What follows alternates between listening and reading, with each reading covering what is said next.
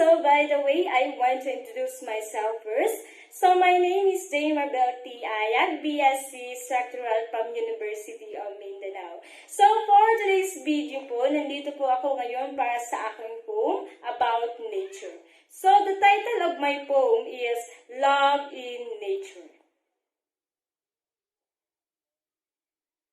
Love and nature.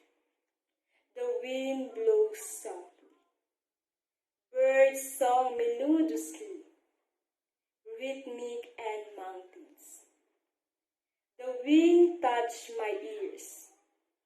Whisper beautiful rainbow. My cure of sorrow. When the sun rises, the flowers wake up quietly.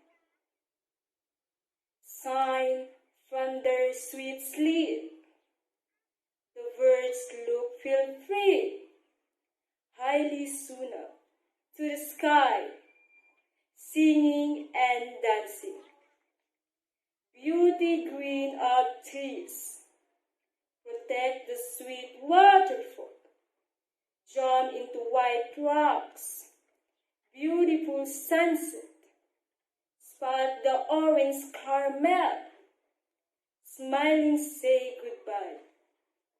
Protect creation, teach us to be grateful, lovely